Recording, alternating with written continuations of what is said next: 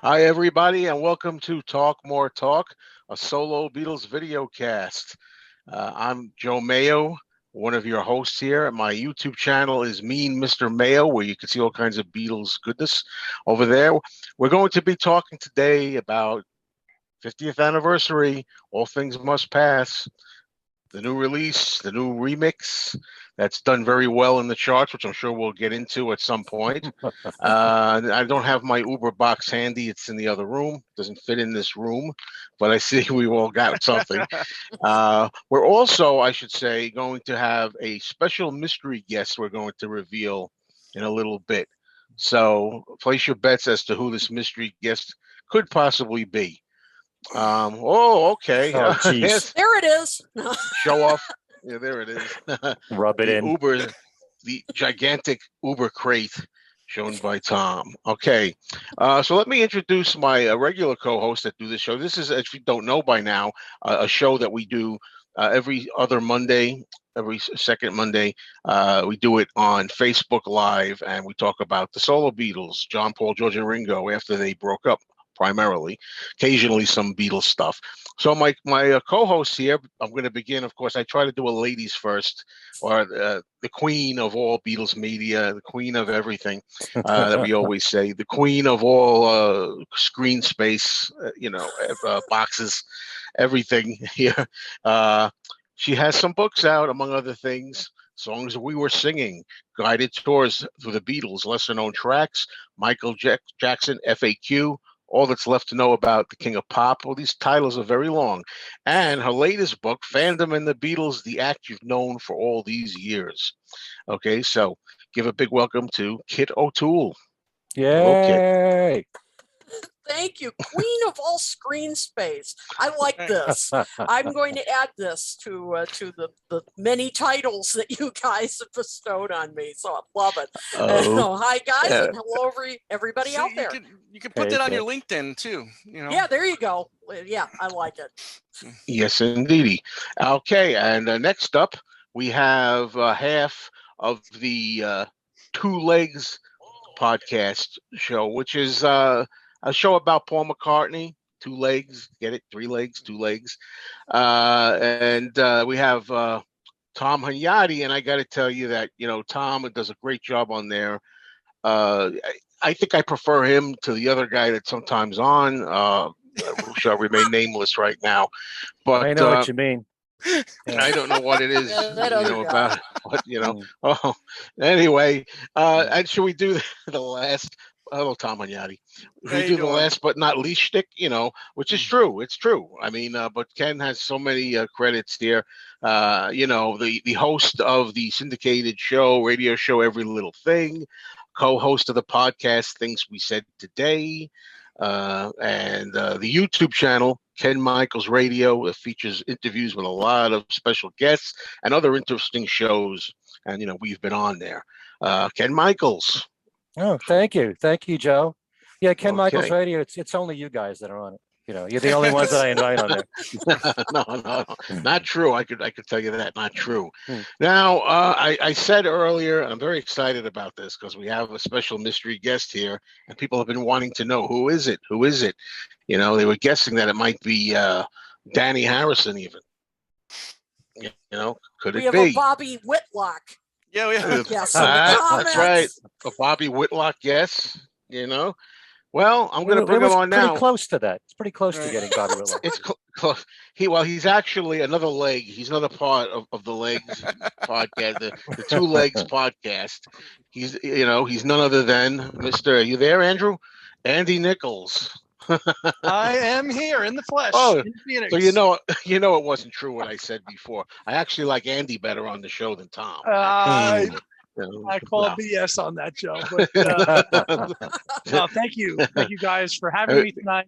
It worked out timing wise with my trip out to Arizona to meet up with my co-host, and then Kit had messaged it and said, "Oh, let's should have started this sooner." So, great. Yeah, no, thank you for having me, and great to be here and got to meet my co-host in the flesh and touring me around and record shopping and record hunting and just it's been a great time and a great show topic tonight, of course. So yeah, happy to be here. Seeing you both in the same room there is really weird, after Is all this these the first shows. time? Is this the first time you've physically been together? Yeah. Wow. Yeah. Okay. Almost 2 I know years, the right? feeling. Yeah. Very cool. Well, we have a lot to talk about with a very controversial, in a way, which I'll get into, remix, I think, of All Things Must Pass. A lot of talk about it. I really am enjoying myself with this release. However, I will tell you, if I'm to be honest, I'm a little All Things Must Pass out right now, because for the last 3 weeks or more, or whatever it's been, I've been playing it a lot and thinking about it a lot and doing shows and things. But we're going to really dive into it, all of us, and we haven't done that here yet. So I'm looking forward to it. But before we do, let us go to Ken Michaels, who I'm sure has a plethora of news for us. You ain't kidding. You ain't kidding, Joe. But first of all, I just want to say that about an hour ago, I wrapped up doing the Things We Said Today podcast, and I had some news in there. In case you're wondering, if you follow both podcasts, there's going to be a lot of similar news, but you guys watching, you're going to get a little extra. Okay. Ooh. I always, Ooh. I treat the Talk More Talk fans a little bit better, I think, than the things, because you're into the solo stuff, your tastes are far more sophisticated, I think. There you go. Love it. Anyway, so we'll start with the announcement coming, it will be this Thursday, about the Let It Be box set, which includes a Giles Martin remix of Let It Be, 2 discs of rehearsals and jams from the Apple Studio sessions, the first Glyn Johns mix, which was from January 1969, also John's 1970 mixes of Across the Universe and I Me Mine, new 2021 remixes of the original B-side version of Don't Let Me Down and the 1970 single version of Let It Be. And there'll also be a disc featuring Dolby Atmos, 5.1 DTS, high resolution stereo mixes. This is what I've heard so far, but the official announcement happens this Thursday. Okay. Also, you have any comments you want to add to that, guys? That's very exciting Now? stuff. Can't wait. Yeah, I mean, I know a lot of people have written in, why isn't there anything from Twickenham? Right. And it could very well be that the sound quality isn't that good.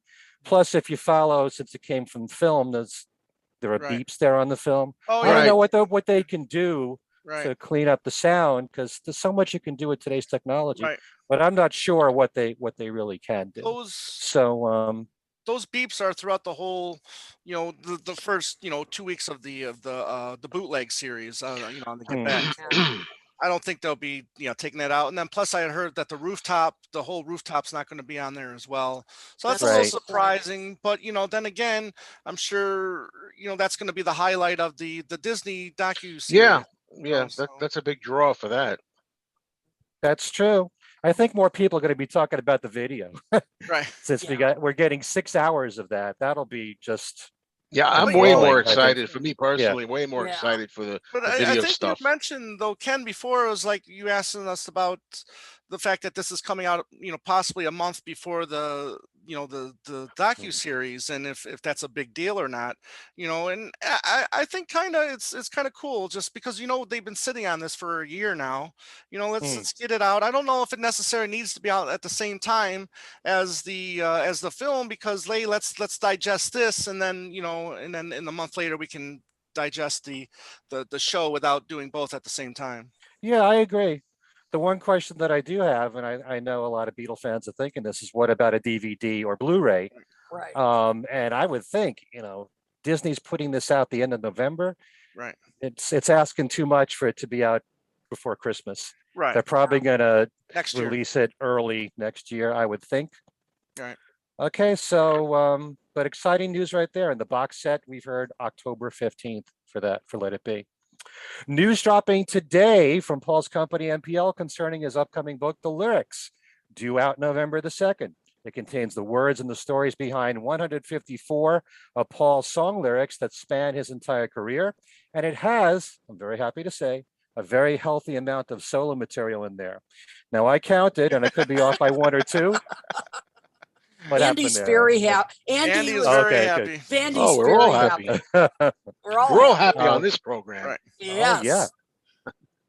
86 solo songs. I could be off by one or two, but some surprises would include from Paul's Liverpool Oratorio, Yep. Ghosts of the Past Left Behind. Also from the Fireman's Electric Arguments, nothing too much, just out of sight. Now, I think that Paul was thinking about us on this show when he chose some of these songs. Much to Joe's delight, Check My Machine is in there. I think he's got a fetish with that song. Yeah. He mentioned it in It must be a McCartney's fetish with routine. her. I know. And he does a great cover too. If you check his channel, Yeah, know, I did I a cover. know. I did a cover. And I gotta say, Cafe on the Left Bank is another. For some reason, I love that song, and I'm always talking about it. I wish he'd do that live. I wish he would do this. So I think that's a wish come true. Well, you know, one of the biggest moments of my life as a Beatle fan was I happened to go to England the same time that Paul did his mini acoustic tour, and I was there at the Mean Fiddler when he did the two sets, acoustic and electric. This was in preparation for Unplugged, and I stood in this club for 2 hours, didn't move at all. We were all packed like sardines there, and one guy from behind me yelled out, "Cafe on the Left Bank!" and Paul gave this look like, who would ask for that? You Who know, would ask for that? And it wasn't Well, me. well, he's answering to that fan, I guess, in this book because he's covering that song in there. One of Tom's favorites. He's thinking of Tom here, San Ferian. Yes, I think, was I very think happy you with like that. that one too, Andy. Right? Yeah. Isn't that a favorite of yours? And just for Kit, leading off Volume 2, Magneto and Titanium Man. Yes. Paul is sticking it to Kid O'Toole. why? Hey, listen. Why? Yeah, But yeah. he made I up for love it the with song. Arrow Through Me. At Right. least he did Arrow Through Okay, Me. I'm glad that he put that in there. I'm dear friend as well. Really happy for that one to be in there. Oh, I mean, there's a lot of surprises. yeah, Golden Earth Girl. She's given up talking was a kind of a surprise too. Uh-huh. Yeah. Yep. I But just the hope biggest yesterday surprise- is yesterday in there though. That's what I want to know. Because I want to know how he wrote that. Anybody Yeah, thought you know he that dreamed it? yesterday wasn't going to be in the book? Come on, you're You mistaken. ruined it, Kit. You ruined it for me. I wanted to read it. I spoiled it. If You yesterday spoiled the wasn't in surprise that book, ending. Right. there'd be more talk about that than anything else. But the biggest surprise of all is a song we've never heard of. Right. It's called Tell Me Who He Is, which is an unreleased Beatles song. The press release says that the handwritten lyrics were discovered in one of Paul's notebooks, believed to be dated in the early 60s. Also in the book are early compositions, including I Lost My Little Girl and In Spite of All the Danger. It takes you right through McCartney 3 with The Kiss of Venus, Women and Wives, and When Winter Comes. And with this release, the British Library has announced that they will have an exhibit running from November 5th through March 13th, displaying Paul's handwritten lyrics, revealing the process and people behind all the songs. As if that wasn't enough, Ringo had his big announcement on August the 12th that he'll have another EP coming out. This one called Change the World, which is due out September 24th, includes the new song and single Let's Change the World, which you can hear now on YouTube, written by Joseph Williams and Steve Lukather, both guys from Toto. The EP will come out on CD and cassette and for download and streaming. I know Joe was covering this on his channel. He made a funny sound when he was talking about downloading and streaming. I don't know if he would care to duplicate it here on the show. I don't remember it. Well, I do. I think I do that now. will be Whatever. so. That will be with a cost of $11.99. The cassette is strictly a U.S. release for $12.99. Also, a 10-inch vinyl is coming, but not until November the 19th. Okay, 4 songs. Let's Change the World. Also, there's one, Just Away, a reggae song that he wrote with Bruce Sugar, his co-producer. Coming Undone with Linda Perry, former lead singer of 4 Non-Blondes, who's written songs for Christina Aguilera, Pink, and Gwen Stefani. Linda Perry does everything but drum and do vocals, because that's all Ringo. And then there's Rock Around the Clock. He's covering the Bill Haley and His Comets classic. Okay, something more to look forward to from Ringo. The new September issue of the UK magazine Record Collector has a 14-page cover story on the newly expanded All Things Must Pass, written by Richie Unterberger. Richie interviewed Klaus Foreman, Bobby Whitlock, John Leckie, Paul Hicks, and Danny Harrison in his article. Okay, that's in Record Collector. And Danny shared the good news of the success of the new All Things Must Pass around the world with global stats. The album reached either #1 or top 10 status on different charts in the US, UK, Sweden, Germany, Switzerland, France, Australia, Belgium, and the Netherlands. We can also be excited to tell you that All Things Must Pass is in fact re-entering Billboard's top 200 album charts at #7 for the week of August 21st. And it's also #1 on Billboard's rock album charts. So this year of 2021, both George and Paul have scored #1 albums on the rock album charts. Paul with McCartney 3 and McCartney 3 Imagined. Danny has, yeah, what a great year right there. Wow. Danny has teamed up with floral artist Ruth Davis to make a special art installation in the center of London that recreates All Things Must Pass's iconic album's cover art. A video was just released that explains how the giant gnome garden came together, with Davis creating larger than life figures based on 2 of the gnomes using different plant materials. The gnomes sit on a large circle of turf, centered on an oversized stool and a pair of boots to represent George. Paul McCartney was a guest on Mick Ronson's music series on Apple TV called Watch the Sound.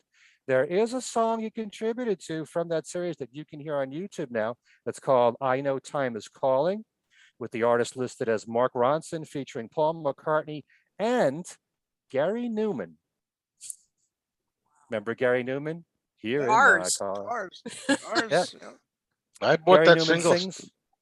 Yeah, it's a big hit. Yep. Love that song. Love the sound on it.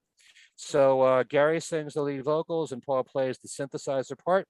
I can also be very happy to report that the Beatles Cirque du Soleil show, Love, returns to the Mirage Hotel in Las Vegas this Thursday. And since operating to rave reviews on June the 30th, 2006, Love has been performed to over 10 million audience members and has won 3 Grammy Awards. All right, I'm going to cut back on the book news, but I will report one of them.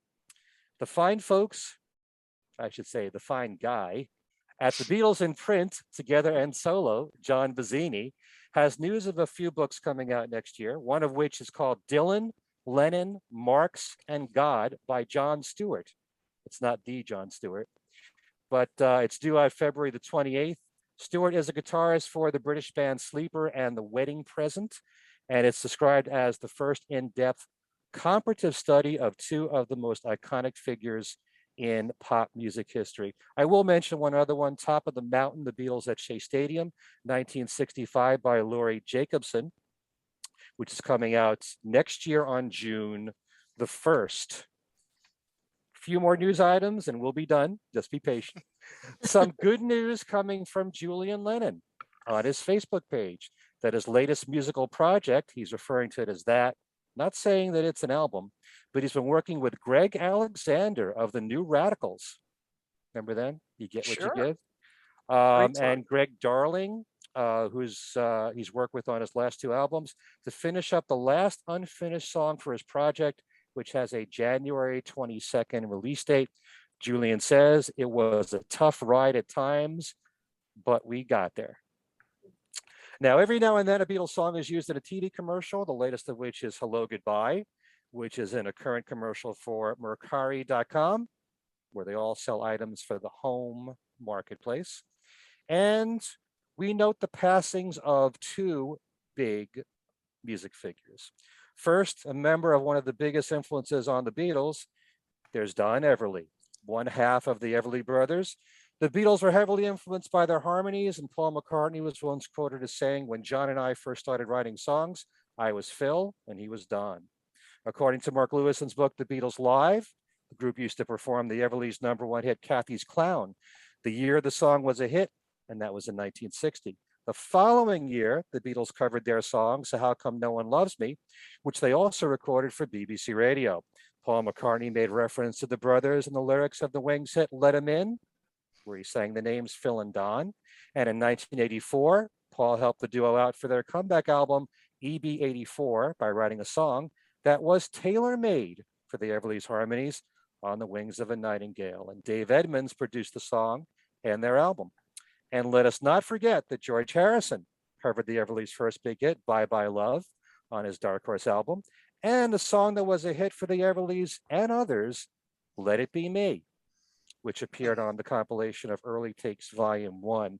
Now, Phil Everly died in 2014, and now sadly, both brothers are gone. And Don Everly was 84.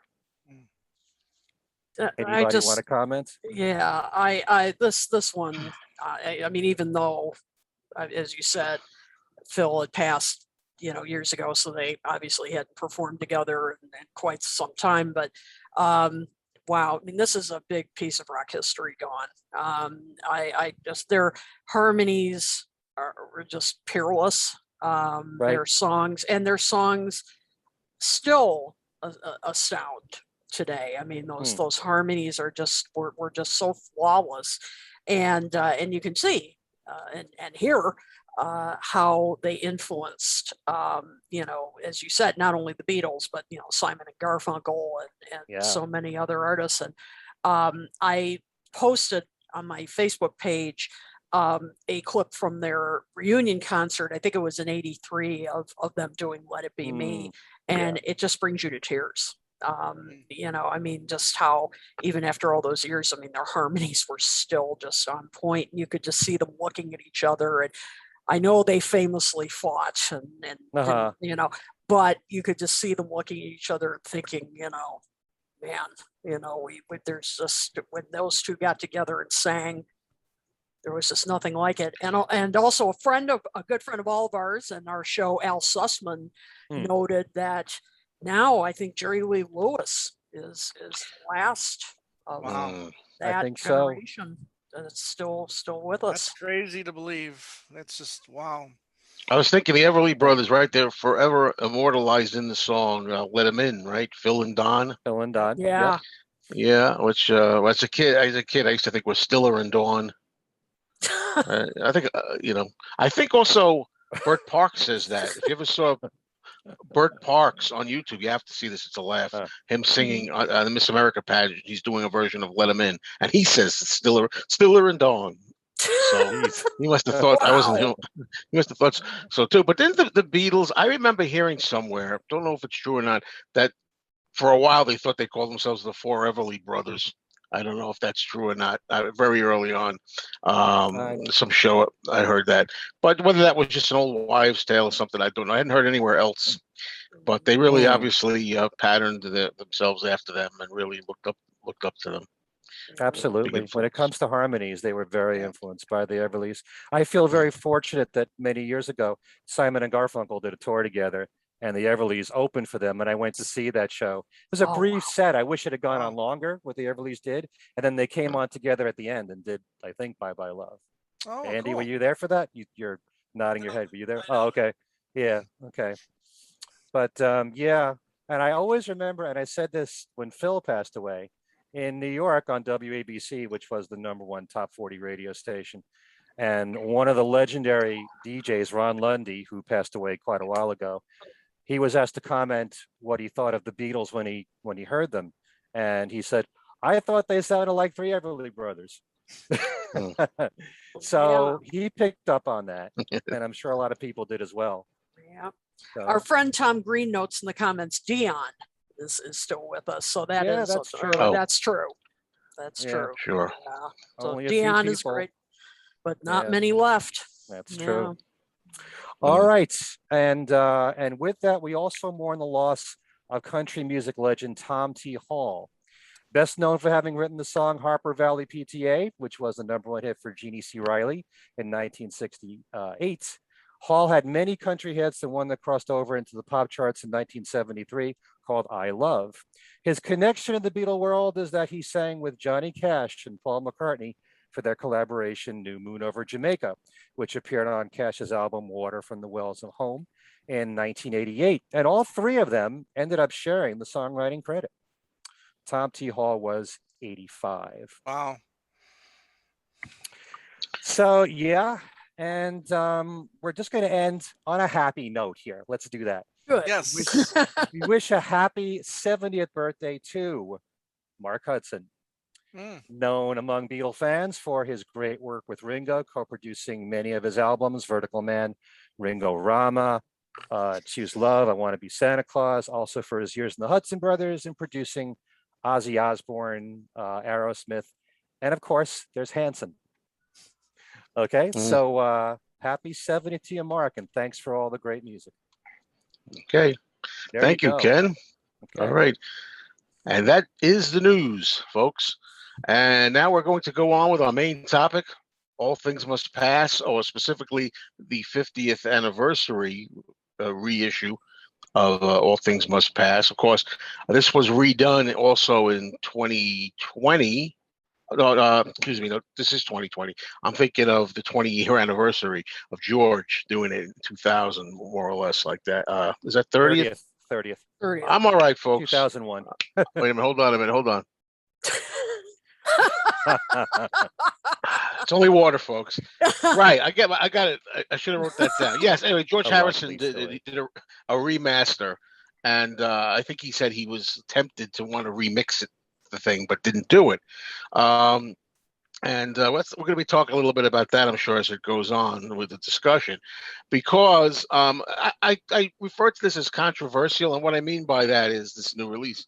From my experience, talking to different fans and on my channel and getting comments and personal friends and so on, it's split. Some people are enjoying the new remix, and some people don't really care for it. Some people have favorites that they like from the old, say, 1970 release, and maybe this particular one, some they prefer here, and there's a mixed bag. So it's all over the place, really. Before I go around, I just want to tell you, what I think of both of the old and the new. Now, I've always liked the album a lot. All Things Must Pass, of course, and sometimes I consider it the best of all solo Beatles albums, which is hard to figure out because I like so many. But I could see why that's so big and why I personally kind of gravitate to that when I'm listing them and stuff, if I do. But I am a fan of Phil Spector's work. I like when he does things with the Ronettes, when he did Be My Baby and the Wall of Sound. For the most part, I like it. I like that kind of reverby AM kind of thing that he kind of did for AM radio. And of course, when he worked with the other Beatles, with John, stuff like the single Instant Karma and so on. I like all of it. And a lot of the original All Things Must Pass release I enjoy. I still do. But I was one of those people that did feel on that particular release, I thought some of the songs were a little too drenched in the Wall of Sound. For me, it would be stuff like Wah Wah, Waiting on You All, Art of Dying, Hear Me Lord. Those are some that come to mind with me. So I was anxious for a long time when people would talk about, oh, what if they ever put this out for an anniversary again and somehow, quote, despectorized it? Well, the first thing is, from what I understand, you can't really do that because the way it was engineered and everything, it's kind of baked in to it. So you can't really separate everything. And then I thought to myself, well, wait a minute. If they could ever do that, would it actually still be All Things Must Pass? Right? It's the way we know it for all these decades. Wouldn't be itself. Well, having said all this, and any of you watched on my channel, I did a review in detail. I'll just say, for me, as much as I appreciate and enjoy the original version, I really loved this this remix by Paul Hicks with Danny Harrison's help. I like Paul Hicks in general. A lot of what he does. I like what he did with Imagine and the Plastic Ono Band and stuff. I like what he does for the most part. And for me, I enjoyed it so much. Yeah, I have some reservations. We could talk as we go on about tracks, things we miss maybe, or things that were different. But overall, I said to myself, having played it several times, I said, I think this is my go-to version. And I don't say that about everything. Some of the Beatles releases by Giles Martin, maybe Giles Martin, for example, his Pepper 2017 version would be a go-to now for me, but I wouldn't say that for the White Album or Abbey Road personally. So for me to say that is kind of a big thing for me. So that's my feeling on that. But I thought I'd go around and I'd first ask all of you. First of all, let's start with your general feelings on the album All Things Must Pass, specifically the original 1970 version and the involvement of Phil Spector. So I think what I'm going to do is let me start first with Tom, and then if Andy wants to, join in, please do. Okay. Well, So This Must Pass is arguably, the best of the solo albums. We whenever we see a list of, the greatest solo records, that's usually one or two all the time, and I wouldn't disagree with that. I think that All Things Must Pass is a brilliant record. I mean, just about every song in my book is classic or gold, or however you want to describe it. Phil Spector's production. We know that what he brought to the table, and then when he left, George continued that, and it was, so he must have really liked what he was doing, or George wouldn't have continued working in that way. So the record has always been, I've listened to it so much over the years, and I just feel like the original is just like embedded in my brain, and it's just, and then you're going to hear it in a whole different way, kinda, with this remix, so I was kind of skeptical at first, excited, to see what they were going to do and see what they bring up and take down and whatnot, but excited to do that. But for me, the original is just always going to be my go-to. Okay. Andy, how about your thoughts? I'll just chime in real quick. Yeah, I know, Joe. I kind of agree with you were saying. I think this remix is my go-to now for this record. I love the Phil Spector wall of sound production. Give me more of it. I would take more, throw more. I love all that stuff. And Ken, you guys talked about this last week when you had Ken and Jason on. He gets blamed for a lot of that stuff, okay? But it was really a Ken, Scott, and George thing, with a lot of that production. And again, Ken, you brought this up, people like that. The record did well in 1970, 71 because of that. So there's some truth to what you say to that. So the kind of, let's kind of just despectorize it and kind of break it down. I never really ascribed to any of that stuff.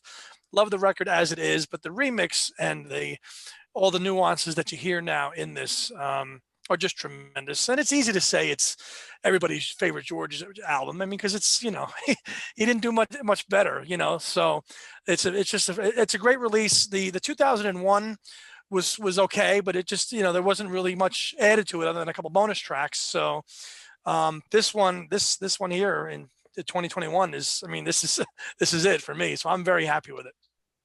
Interesting.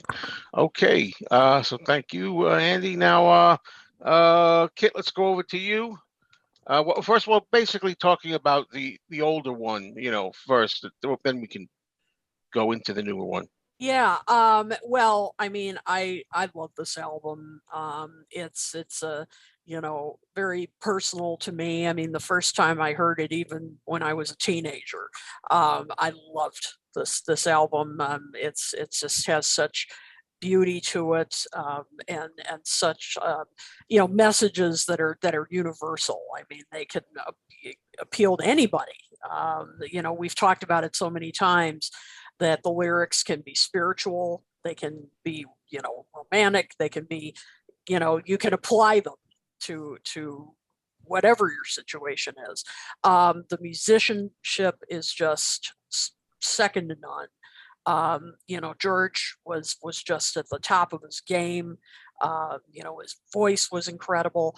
It's just, there really isn't a bad track on this album. And to me, as I've listened to it over the years, it's just, I've appreciated it more and more. But the thing that, did bother me from, the moment I started listening to it is, to me, some of the production was a little overdone for me. Now, I used to be really hard on Phil Spector. I used to really put down his production and say he totally overdid it. Over the years, I've mellowed out a bit on Phil Spector. I've understood him a bit more, and grown to appreciate the Wall of Sound, and what he accomplished, and the influence he had on others. So I've grown to appreciate his approach a lot more. But as you were saying, Joe, on certain cuts like Wah Wah, I thought a favorite of ours. which I love. Wah Wah. Yeah, I love that song. But there were times where I couldn't even understand what George was saying, because he was so buried. To me, his voice was so buried in the mix. And there were a few other songs like that, or it would sound kind of muddy. And so, that's why we'll go more into it in a second. But that was something that on some of the remixes here, I thought, my God, I can finally understand what he's saying. I can really hear it. And that was great. So overall, I mean, and as you said, Tom, listening to it, we're so used to the original that it is hard to kind of be objective with these remixes at times, because you're just so used to particular things that, you're waiting for them. But so I love the original. I'm that's what we all, grew up on. That was the hit. That was the big, exactly the big record. Yeah. Yeah, absolutely. Okay, Ken, how about you? Well, I think All Things Must Pass is one of the greatest albums ever made by any artist. And the one thing I think, and Kit was talking about this, a lot of George's music you don't get when you're younger. His philosophical stuff, his spiritual stuff, you appreciate a lot more. You can relate to it more as you get older. And I think for that reason, a lot of fans, as they've gotten older, a lot of Beatle fans and George fans have come to really appreciate works of his that maybe they overlooked. You can debate all you want about what the greatest solo Beatle album is of all time. I have no problem with anybody saying All Things Must Pass, because as I've often said, the only thing better than one great album are two great albums. And when you've got two studio albums of great material, plus you got the Apple Jam, which is a bonus, it's kind of hard to not place it at number one. But Living in the Material World is my favorite album of all time from any artist. And the songs that are on there speak to me more. And I think they were even more deeply personal songs of George's, like, Be Here Now and Who Can See It, and The Light That Has Lighted the World, and those songs. But, and I have always loved Phil Spector's production on All Things Must Pass. I think it is a masterpiece. There's very little that I would change about that album at all. But like you, Kit, and also with some of our viewers, there are times when you have to struggle to hear George's voice, like especially in the chorus of Waiting on You All. And this was the first time I ever heard the while the Pope owns 51% of General Motors clearly in the mix. All these years I couldn't make out what was being said, and it wasn't even in the lyrics. I was going to say that, Ken, excuse me for a minute, because somebody pointed out, somebody said, oh, in the new version, they didn't put the lyrics. And I said, no, in the old version, it wasn't in there either. And I was wondering if that was a controversial reason that it was omitted, which probably was the reason, or is it because they could never understand what the heck was being said in there? No, I think that was on purpose that they took those lyrics out. Maybe, probably. I'm not sure that that's very possible. But there are those moments once in a while when you wish George's vocals were pushed up a little bit. But the new mix, there are times when I like certain. I think the softer songs benefit a lot. Yes. Behind That Locked Door, I think there's like it's either an organ or a harmonium that you hear, and it's just a light touch that's added to it that I like a lot. You hear let's go right into it. Let's go into it. Since you're going in, let's go into it. But let me just say, as a general statement, I didn't like when the wall of sound was pushed down on certain songs like Wah Wah. It was like dampened there. I didn't like that. I think it took the power away from those songs. Let It Down, especially. That's a song that, man, it's like balls to the wall when it starts off. You play the 2001 remaster, it's so loud and it's great the way it is. You don't want to take away anything from that. Not that I don't want to hear more of George's vocal, but still you want the overall feel and the full dynamics of, all the instrumentation. I think a lot of work was put behind that. Yeah. And so I think the softer songs, Apple Scruffs, I'd Have You Anytime, If Not For You, those might sound a little bit better, but still, it's very tough for me to ever say a new remix is better than the original, when to me, this is as close to perfect an album as you can get in terms of song quality and production. Well, one thing I wanted to touch on when you before I was to forget this, as often happens, when you said about the wall of sound being taken down, one of the things that in my opinion, to my ears, that I liked about this was, even though I loved what they did with Wah Wah, to me it's vastly improved. However, I still think it retained a bit of like a wall of sound, not as dominant as always, but as I say, you couldn't really rub that out anyway if you wanted to. I think that's part inherent in the material. So I still felt there was that feeling of the wall of sound, just not as powerful. I still got that out of the songs like that and Waiting on You All and so forth. But I've said this so many times. One of the things I was tickled pink over, a little thing, is like, I'm enjoying this song. I'm listening to Wah Wah. I'm hearing George's voice up front, really getting off on it. And then all of a sudden at the end, as he's singing, he goes, "Baby, baby, baby, you don't have to," whatever he sings, "Hear me sigh." I'm like, whoa, I never heard that before in my life. That got me so excited. I thought, wow, it's so cool. I mean, I know he was saying something, all these decades, but I remember it was like, "Whoa," it could be well, or yeah, or what, I don't know what he was saying. So I love little touches like that, and I thought that was so cool to hear him say that. Although, I still hear the instruments. A lot of people were saying, they think that some of the instruments are muddy now, where you can't hear them. I mean, I don't know. I didn't hear it like that, but Yeah. just wanted to interject that. Yeah, can I just add something? Because you're talking about, the wall of sound and all. The way I understand it, all the instrumentation, it was mixed a certain way, and it's baked that way. Yeah. It was mixed down. That you can't change. You can lower it in this remix, but what you can do is play with the reverb. And so you'll notice that George's lead vocals, that it sounds dry, whereas you're used to hearing reverb before. And even something like, well, at least to my ears, like I'd Have You Anytime, which starts off with Eric Clapton's lead guitar work, I don't feel the reverb there. It's like, it's a drier sound. Some people like that. Some people think that's a cleaner sound, and they prefer that. So that's where you can play with this. You can play with the overall balance in the mix, and you can push the wall of sound stuff down and bring George's vocals up and remove reverb in certain instances. Reverb. But you can't do anything with the full band and the full mix, All right. So following that, we're well into, the new mix, talking about the 2020 version. Kit, what's some of your feelings about it, the new mix? Maybe pros, cons, standouts. Well, songs that stand out, songs that don't. Yeah. Chime in. Yeah, I kind of agree with what you said, Ken, that some of the softer songs actually benefited more. I thought If Not For You, I thought I liked that mix a lot.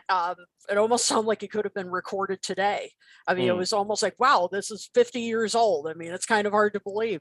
The piano sounded, clearer. George's voice sounded, was up front. It was beautiful, bright.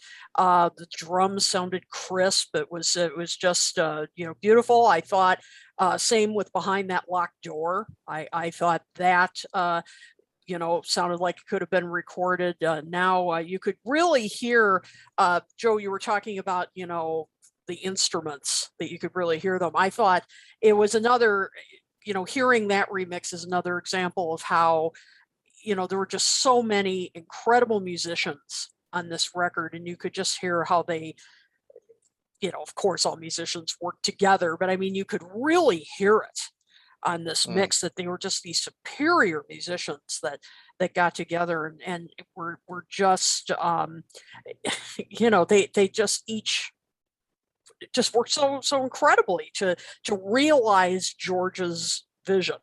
I mean, and George was, I mean, sure, he was the leader of this project, but I think he also was part of the band, and you could really hear it. Run of the Mill, I like that a lot too. You could hear the lyrics so much better. Yeah. I mean, that was another example.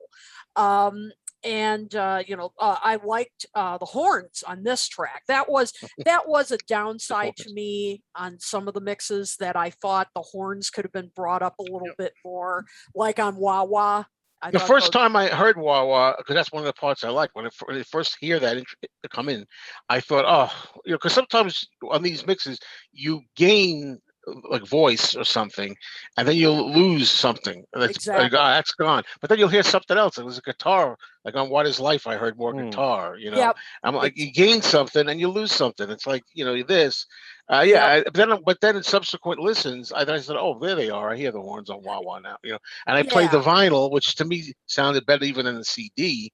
So I don't, no, I don't know. Yeah, because there's, I see what you mean. Because like Let It Down, I love the drums on that. I thought the drums sounded so rounded, three-dimensional, really rich. But then again, I was like, gee, I'd love to hear those horns, a little bit more. Beware of Darkness, love the mix on that. You could really hear his, again, the lyrics. You could hear that, the keyboards. I think it was, or maybe it was an organ. Again, you could really hear the subtle drum fills on that too. I mean, this, stuff. I really liked, and I think you mentioned this, Ken, a remix on Apple Scruffs, and this was one case.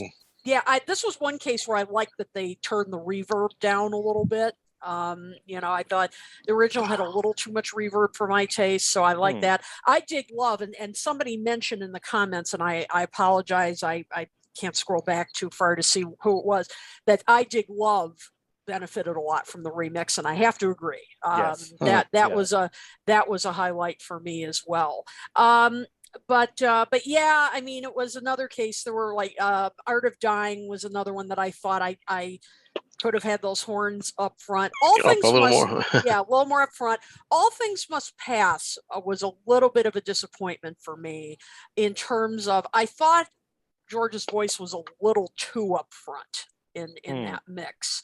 Because I love that song, obviously. But and I remember when they released that before the box set came out. I think they released that as a preview.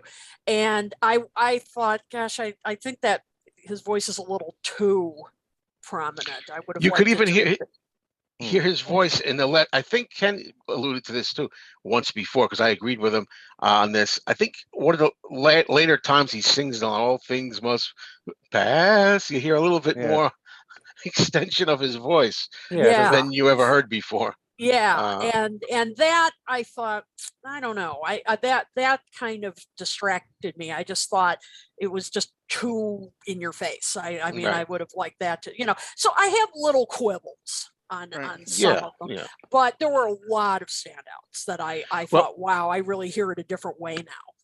Yeah, before I get to Tom down there, I just want to say that My Sweet Lord, this is probably a whole topic in itself. A lot of people didn't like the new My Sweet Lord, but the reason I'm bringing it up now is I really like the sound of it. But the one thing that when you say there's some little quibbles you can have is when the drums the first hint you get of the drums kicking in. I thought, oh, it doesn't sound as. I was really enjoying it, and I'm like, the drums aren't as intense in that part. Yeah. So that was a disappointment. Although I did love the overall feel otherwise of it, other than that. Yeah. So so I don't know. So Tom, how about you as far as like new remix, what you thought in general, maybe some standouts or lacking? Right. Yeah, this was definitely, I played this, and then I played the past versions, and this is definitely not as loud as past versions. I mean, it's definitely a little calmer in a way that, I mean, that's almost good in a way, because then you're almost hearing all the instruments as on an even keel. Things where you might not have heard as well because of how loud the beginning of Let It Down is. Now it's a little lower, and you can kind of hear everything in a way to my ears, especially when I was listening to it on headphones.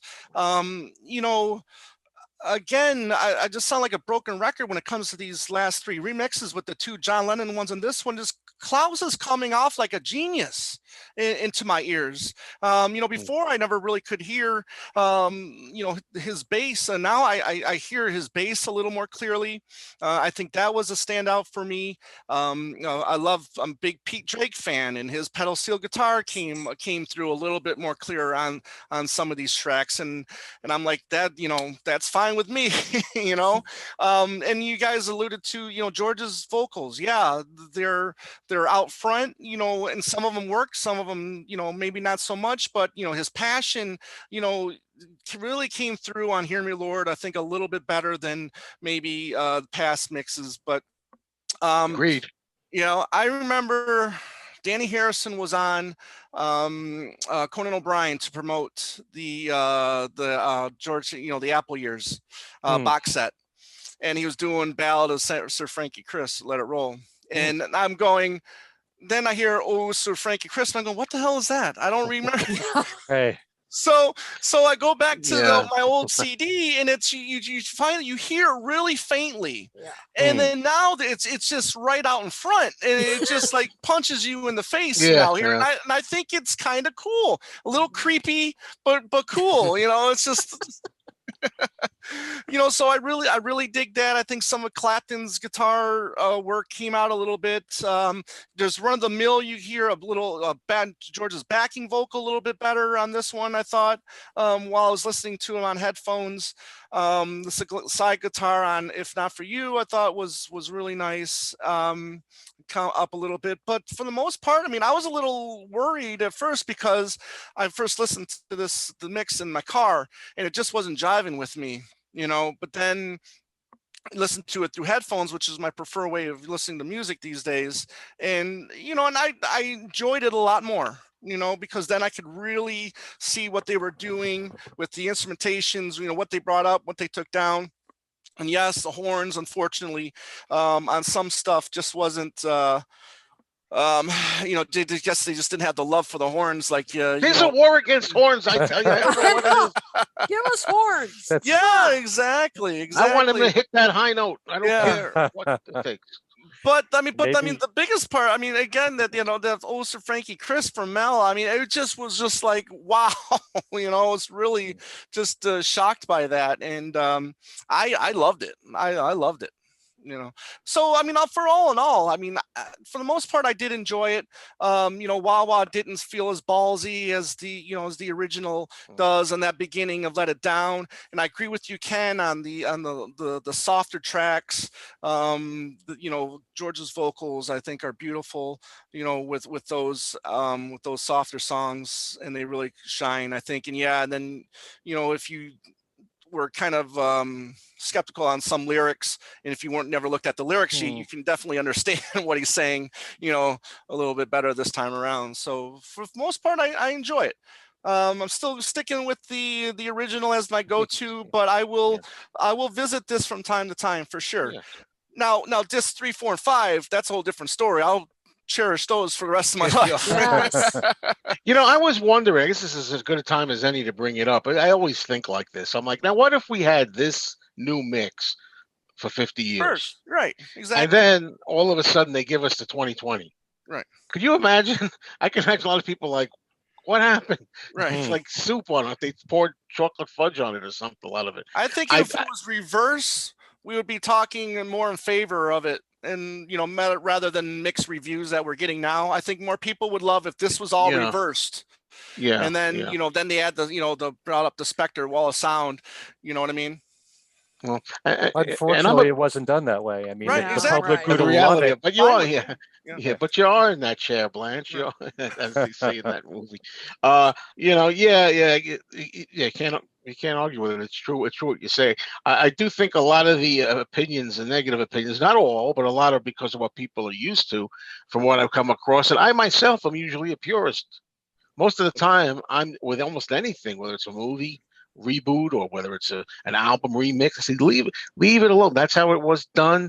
That's how it was intended. But I think that the fact that George kind of expressed, at least late in life, if nothing else, that he wasn't that thrilled with that sound quality. Kind of That gave us his maybe, blessing. Yeah. so in a way, I feel a little better about it in that way. Anyway, now, let's see. Well, Andy, you were talking about. If you have any like specific tracks you want to talk about, because you were talking, you like the Overall, remix. yeah. If not for you, I mean, we've all kind of checked the same boxes because the whole thing is just. I mean, Yeah, if not for you, Behind That Locked Door, yeah, Run of those the songs. Mill, Yeah, those are some standouts for sure for me. If there's one takeaway that I can think that the with the remix for all this music, I think is that it breathes easier now, for better or for worse. In some cases, as you guys have pointed out, sometimes the horns are lower on some tracks. And I've listened to it a few times since I got it a few weeks sooner than a certain someone here to my left who was still butthurt about it. Oh, I need to think get it to that.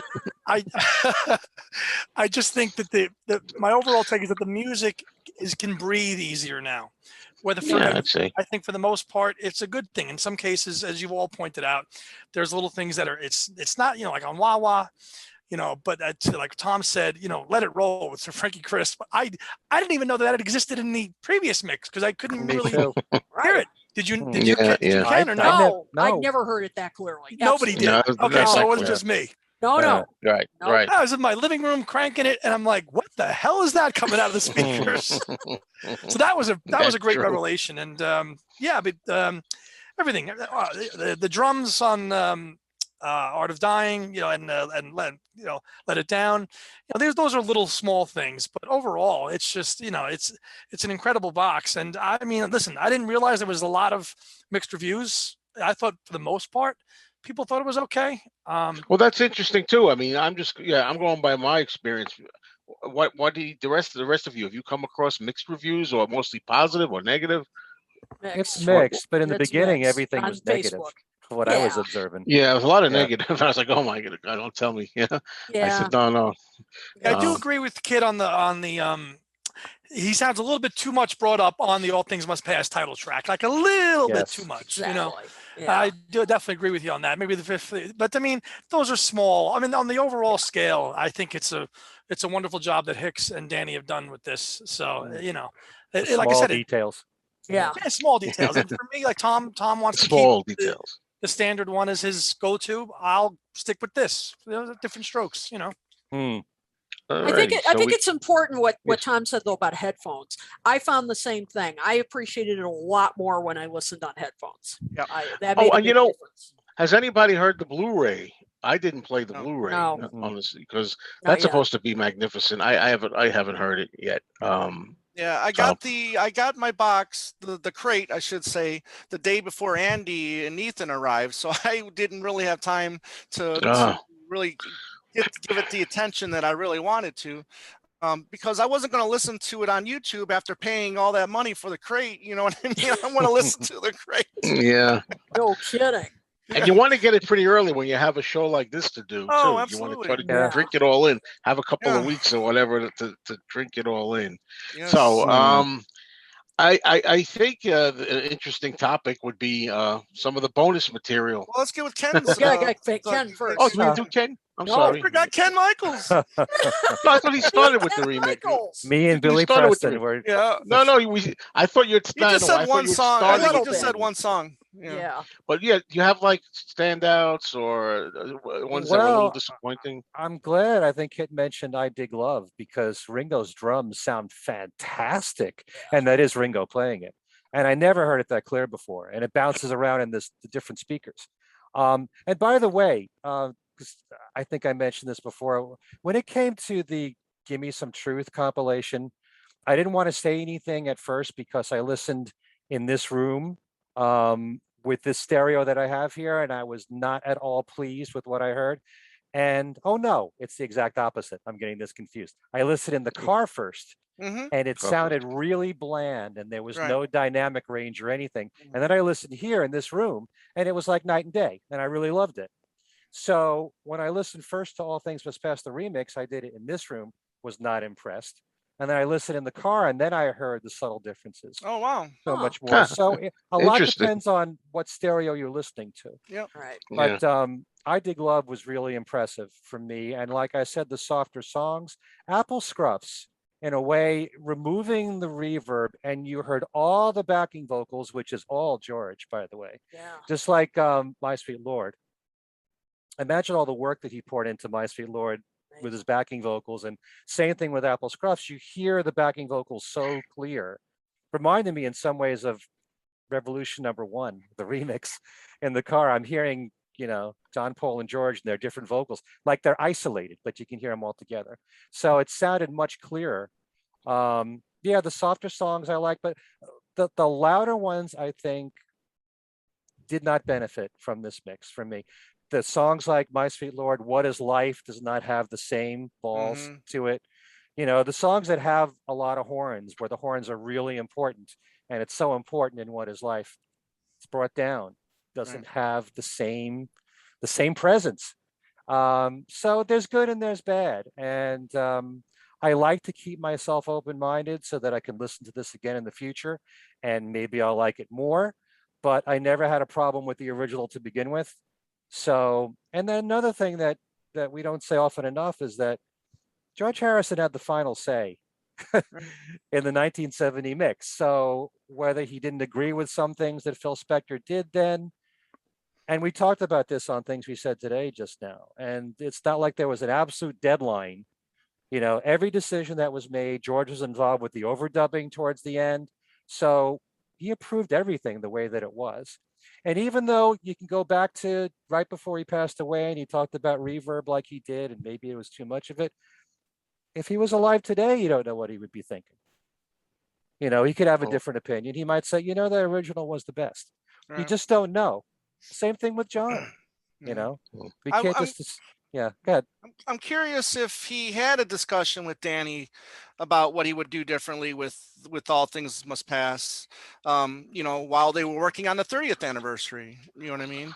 And for some kind of future release. I'm curious if they had had a discussion like that. Okay, that's a good question. Don't know. I would assume so. I mean, only because he was so particular about brainwashed and everything. I could see him doing that, but we don't know. Right. It's not revealed yet, right? So does that mean because yes. Since you brought up brainwashed, because he told Jeff Lynne and Danny not to make it as posh, right? Like Cloud 9, would he have preferred Cloud 9 with less Jeff Lynne production? See, there's a question to bring up. Right. That's interesting. That's another show, isn't it? Yes. Maybe. That's a topic. Well, I think we maybe now get into some of the bonus material. So I have my notes here, but I'm not going to say much right now. I'm going to start with Kit on this. So let's talk about some of the bonus material. What you thought of the highlights. If we go with the first disc, it was the day one demos, right, and the day two demos. The first things that we will talk about, and the session outtakes and jams. Well, what do you think, Kit? Do you have some of the demos that you like or stuck with you? I'll tell you, this was worth the price of admission alone. I mean, this stuff was incredible. I mean, this could have been an album in itself. I mean, he could have taken a lot of the stuff, and this could have been the album. It was such a treat to hear these early versions. Now, we've heard some of this before, but still, I mean, just wonderful. Again, his voice. I mean, even though these were demos, I mean, some of his vocals on here were just amazing. I've lived for you. I mean, take one. Yeah. That was take one. Yeah, I always wish that Isn't It a Pity version 2. I love Isn't It a Pity version 1. Yes. I just wish they could have put I Live for You or something on the place of version 2 or something. Yeah, that's what I've been saying. Yep, exactly. Yeah. I mean, his vocals are as good on that as they were on the final version. What is Life Take 3? I thought that was fascinating. Had kind of a country rock flavor to it.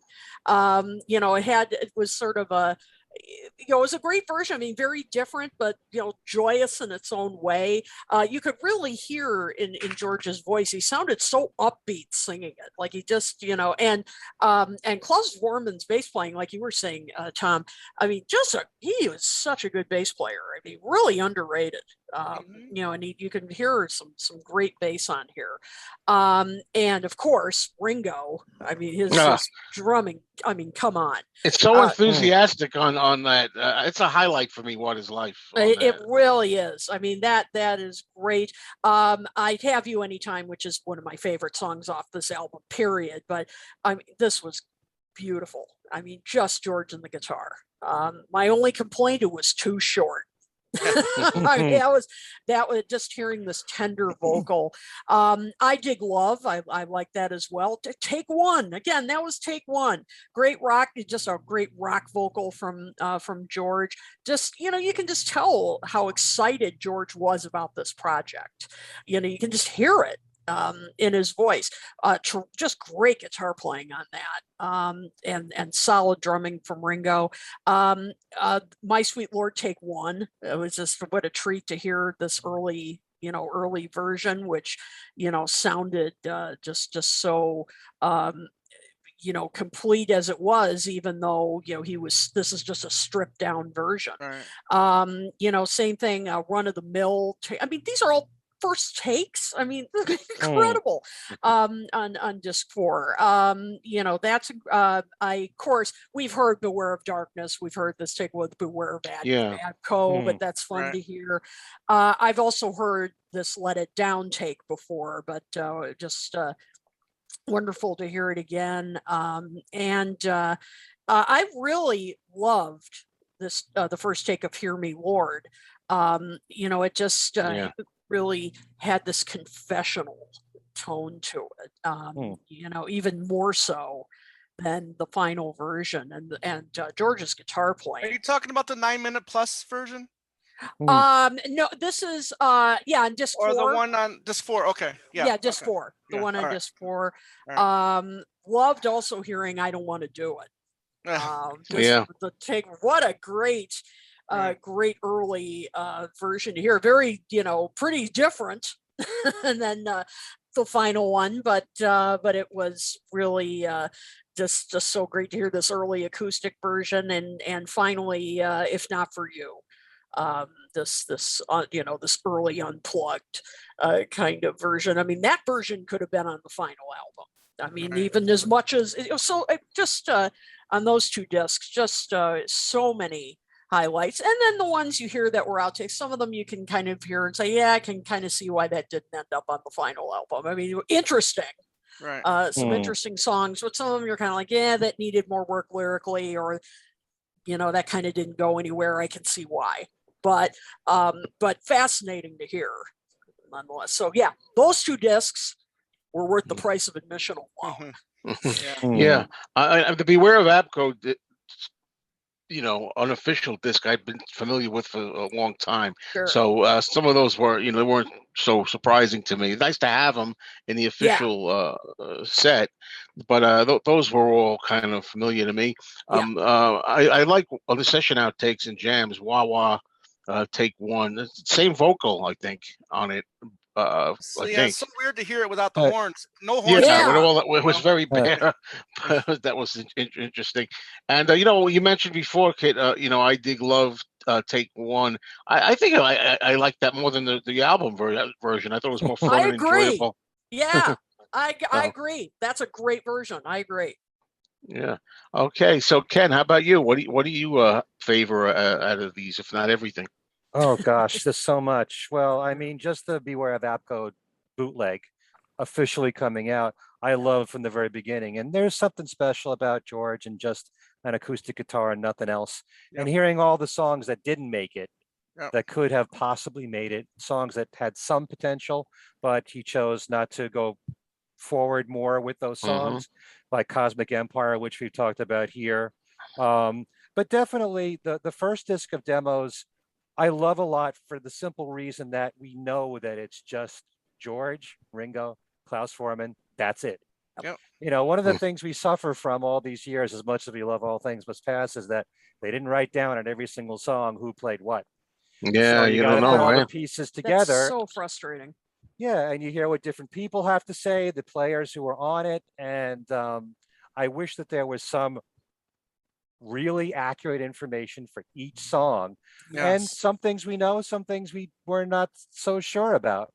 You know, like you mentioned hearing Ringo drum on What Is Life. I don't know if Ringo's drumming on the version that we know from All Things Must Pass. Could be Ellen White, you know, but it's nice to know that he's on these versions. And you know, the demos there, it's I didn't even know he attempted Sour Milk Sea, Yeah. you Yeah. know, during the session. That's nice. I love the Dehradun and the other one, Gopala Krishna. They sound great together. Um, really everything. It's interesting to hear What Is Life without horns. It has a very different Yes. vibe altogether. It's more of a rockin' sound. And you know, I'll always love the version that came out, but it's just it has such a different feel when you remove the horns to it. Apple Scruffs is almost the same.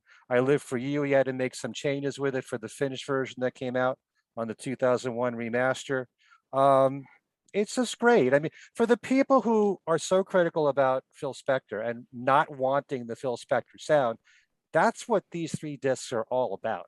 There's nothing you can complain about with these three Right. discs. Right. And in particular, when I first heard Wawa on the outtakes, it's just as good as the performance that was on the album, but without the wall of sound.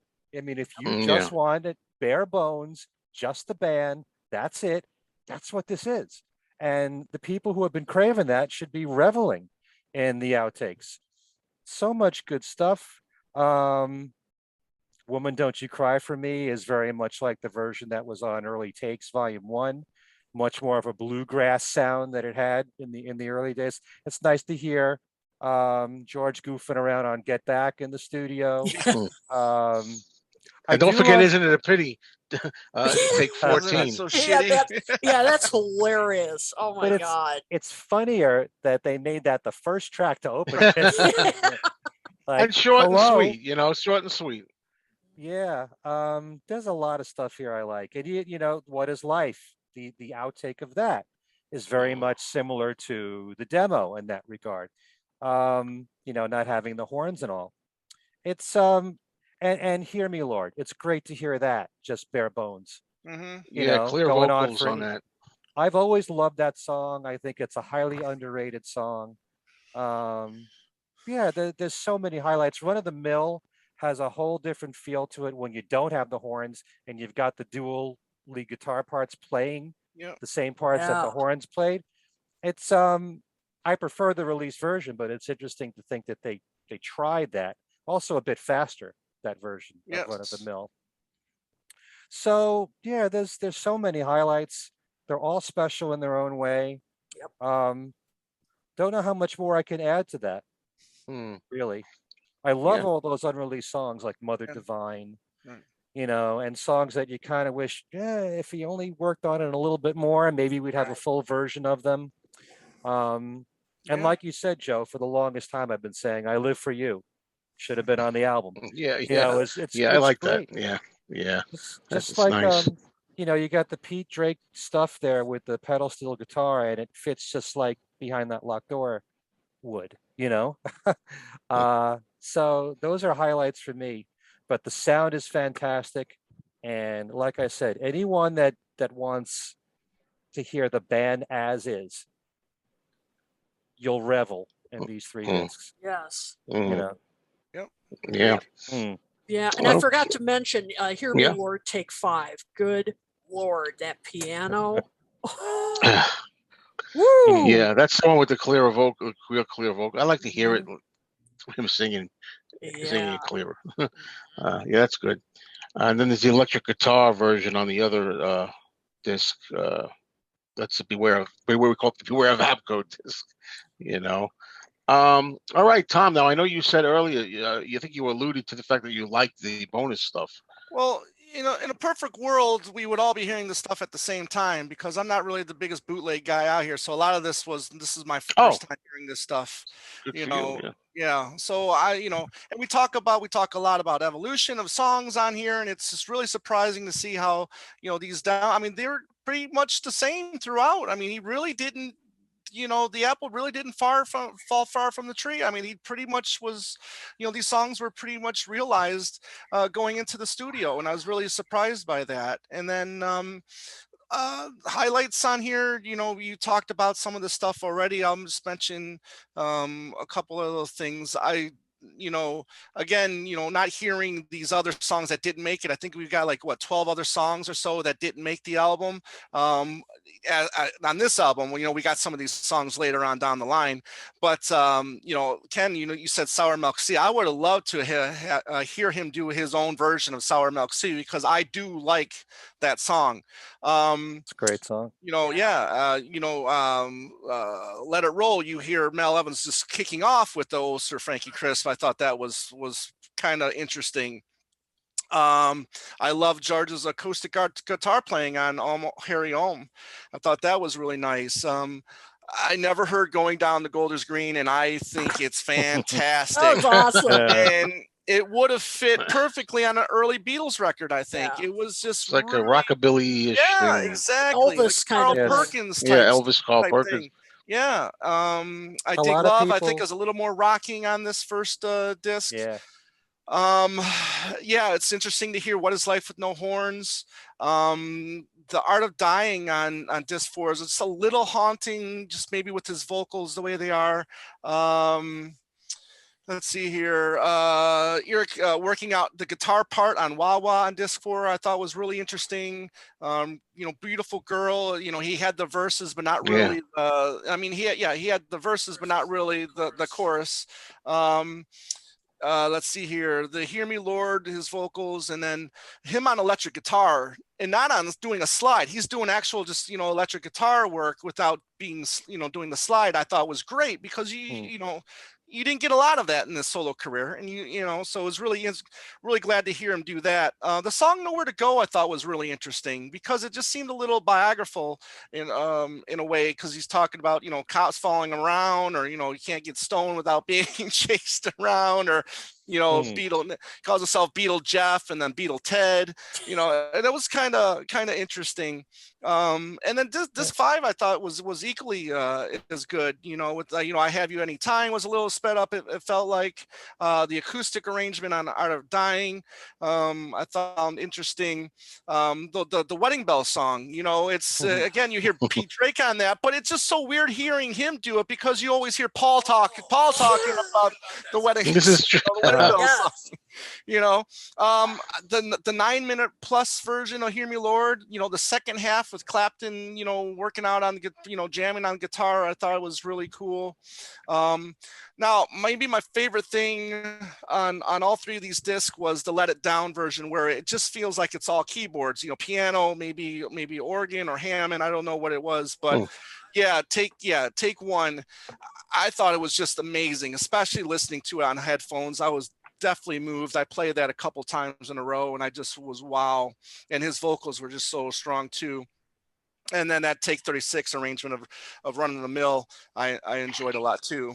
So yeah, just a lot to enjoy here. I'm definitely going to revisit these 3 CDs over and over again, just just to catch up, because I know a lot of people have a lot of, already a lot of listening to this stuff. And it's great to finally have a Beware of ABCO official release. Yeah. Beware of Darkness, where he's singing that song, and it's funny because he must have known something was up for him to say something like that as early as 1970.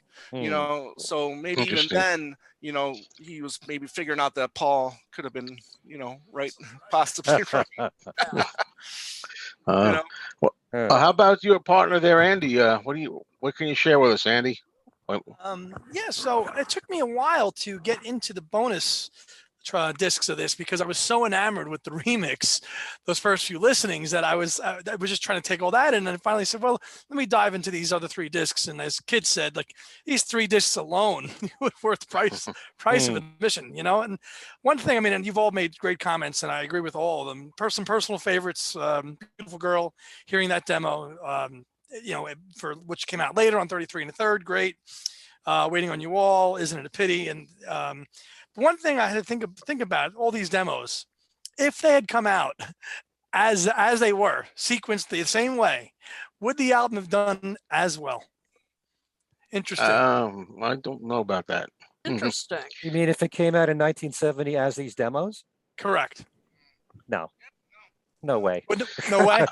I was thinking because like you listen to them now, right? And it's like, oh, it's George and an acoustic guitar. It's so good, and it is great. But if you reverse the clock 50 years, it probably wouldn't have done as well. But I'm sure it would have had its fans. Well, Ed, as much as I enjoy these demos and the sessions and all, I did make note that George's voice is not always great. Well, I don't think he was as good a singer as Paul or John, per se, arguably. And it made me wonder for a time. I wonder if that's why there was so much reverb added. I loved hearing it all. And I love George for George. However he is. Was, but I picked up on that. The real limitations more. Right. And then on disc 4, I Don't Want to Do It. So that was obviously from this time. But didn't he revisit that later on? Yes. Porky's Revenge. Porky's Revenge of all places. Right, as the soundtrack. I just forgot what film it was on, but and you won't hear it in the movie. I went to the movies in '85 to hear it, and you can't even hear it in the movie. There's like a scene with a car. It's coming from a car radio, just about like 5 seconds of it or something. Yeah, but you take like I Don't Want to Do It, I Live for You, a couple of these other songs, and imagine if those were added onto this. I mean, it could have theoretically maybe been a true triple album if you scrapped the Apple Jam. Oh yeah, of course, yeah. But can I just add something to your question there about the demos? As someone who's always said the song comes first before the production, the thing that we love these demos because we've heard the original recordings for so long. In some ways, it's so refreshing to hear anything different. But we love the songs first. We grew up on those songs. We love the songs. So to hear them stripped down, as it is in demo form, we appreciate them from all these years of loving them the way they were the first time around. Right. You don't know if you'd feel the same way if it was reversed. It's kind of like, the White Album demos. I love all the songs on the White Album. But if it came out that way first, just as demos, no. You love those songs probably first because of the way it was on the White Album. Yeah. So, probably not. All righty. Oh, okay. Listen, I was wondering, we didn't talk really if we have anything to say about packaging, and I guess in particular, I guess that really has to do mostly with the big giant crate, so to speak. Oh no, Uber I have box. something to say about the other. Yeah, okay, Kit, why don't you start us off? Yeah, I mean, I have the deluxe set, the 5 CD and Blu-ray. I mean, the book that comes with it, and I think other people have complained about it. Yeah, chintzy, boy. It's chintzy. It really is. I mean, and this set was not cheap. I mean, it's not like the crate for sure, but but come on. I mean, there are barely any details about the sessions. I was expecting a lot more than that. I mean, it's just like little things about each song. That was disappointing. I agree. I mean, there's just so much. I mean, it's not an exact. I mean, there's not a ton of information. But what was in here, they could have at least put in that book. There's plenty of room in that box to where you could put a couple more pages in there and at least give you what you get in here. I can understand if they just wanted to make this special to the crate just to make people buy it for for something a little bit more special. Right. And the book is that. I mean, it is really special. But I mean, the book, it's like a pamphlet. It's really, it's really disappointing. Yeah, I was really shocked at that. And it's mostly the price too. Well, no matter whatever the price is, the book is still and not it's still lacking. But Yeah. the price is what gets me for the CD more than anything. Yeah. Is the fact that it's so expensive. Now, if they had a bigger box, slightly bigger box, even like the Right. John Lennon ones, Give Mhm. Me Some Truth, and had a book in there that's a little more, thick and had a little more information in it for the Right. same price. Maybe that would help a little bit. Yeah, because But I yeah, just feel like, for like the McCartney archive sets and stuff like that, you get way more bang for your Well, buck. we're yeah, just gonna have to realize or understand that the information for this album is really not there. Yeah. But if it was me, I would have tried to have interviewed anybody that's still Agreed. alive Agreed.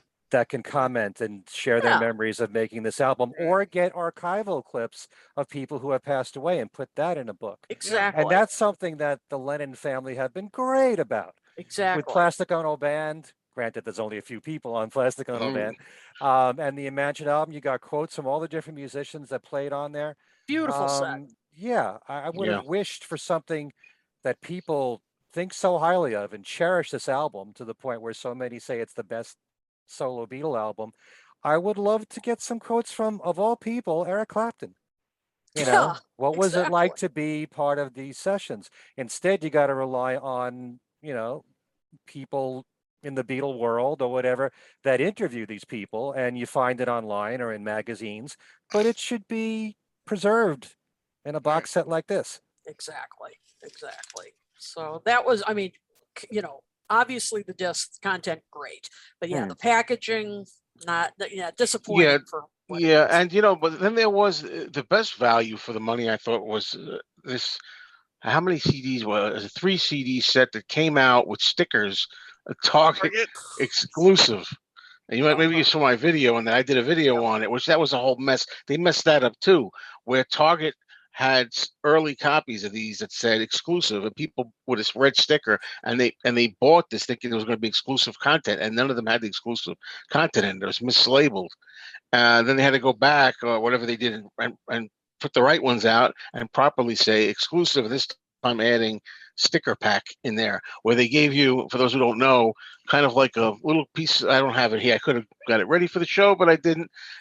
It was it's like the background of All Things Must Pass. The Right, trees and and the then the grass. George was the gnome, and I mean the George was a sticker. The gnomes were There's stickers that you could Oh, put okay. of Place every them. different Right. characters wherever you want, like almost like color forms Yeah, was. yeah, we had Oh, stuff So like that as kids. Yeah. which I Okay. thought was interesting. So you That's would get cute. that, and you would get the 3 CDs, and I forget if there was a book in there or not. Oh boy, and a poster and everything, and that was like $28 maybe, something like that. It was Oh, not bad. you got more in that thing. It's bizarre how it was. Then Well, of course we there's shouldn't be surprised from past releases that the Harrison camp is a little more expensive than the other it three. is they are. That's been down the line, even from George's book in his time, right? The Genesis books, those early And he's Genesis nodding. books were over $200, at the Yes. time. Yeah. Oh, You know? it's more than that. So you know what? Even It when was he a was lot. alive, he wasn't necessarily living in the material world. So Back in the day, yeah. Oh. And then, Yes. of course, we have to talk a little bit more before we go about the Uber box. The big $1,000 box, which I got it for less. right. I think Tom too, and Andy. Got Andy was the first one to get it. It arrived early, and they did a little presentation. First one to get it, and of course, it has. He's like, you can rip the headphones off his head if you want. If you have to say something. No. Yeah. He's just never gonna let that go. I got it. I got an email notification that it's shipped, and he's like, "You're getting it already? Oh man.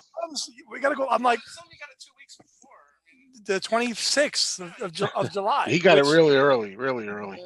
I don't know why, but Yeah. because I ordered it from UDiscover, so I don't know. Well, they were sending it out early, I think, that company. So I did make one snafu with it, and I talked about this with Tom earlier today. So they are all numbered, okay, but they're numbered on the box that it comes in, Yeah. which I threw out already. So I don't know what number it was. Oh, Yeah. no. I took my video. On the video, I put it on. I don't remember what it was, but So he's like, well, go back to your unboxing video when you brought it up and see if you can see the number on the box. Yeah. No. Well, Oh, let's. We thought they can't would let have the done. show. I thought they would have done like with the McCartney sets. They're all That individually. would have been nice. yeah. Carve it, hand carved, the number hand carved. Well, come on. Or something For like that price. Yes. Like just slap that on, like branded on the back of this crate sitting right here. Come on. Yeah, yeah. Yeah, it's But been- but look, we can't let the show go by all the way without talking about the gnomes, the figurines. Let's see some gnomes. Come on. Oh, mine are over there. You have them handy? I haven't taken mine apart. I haven't taken mine apart yet. Andy's gonna take them out of the box. All right, yeah, we got The only quibble I have, I think they're pretty good. They're bigger than we thought. But my little quibble is that I don't think the George one the likeness is very good. I think he looks like John Carradine. John Carradine. For those younger people, that's David Carradine's father. Hold on. Pick up by the handle. So, oh my God, younger that's people a lot of saying, people "Who's I know they David want the Carradine?" gnomes. Yep, that was the only and right, in the grab book, this. although maybe the book wasn't so great, I don't know, but were the only things ahead. that tempted me to get the Uber set, and And So- I'll say this again while they're looking for I still think the thing is overpriced. I mean, Yeah. no matter what, I it's agree. still way overpriced in my opinion. A lot of I people's agree. opinions. Yep. I wanted it, but Um, yeah, I mean, I'm that's sorry. I could No. have taken mine exactly off right. off the show. oh no, I have that's it on all the show. right. No, we're getting But, an unveiling. We're getting an unveiling, but Yeah. but So yeah, I just figured we can't end the show without a gnome unveiling. what is it? Taped up again? You taped it up? Yeah, again? it's taped up on Oh, the Mo. styrofoam. Oh. All right. Well, Oh. what else can we talk about in the meantime? Well, you get, of course, I'll the probably Friar display them for a little bit. Mhm. Park bookmark is in there. Oh where you yes, have made of actual wood from a tree. right? a fallen tree. It's a bookmark. And I'm like, oh wow, $1,000 bookmark. It better be. That's a And of course, clever you would touch. only use it in one of my books, right? Yeah. There we Alright, go, John. Get that John There, Carradine okay. All face up. right. So here's George.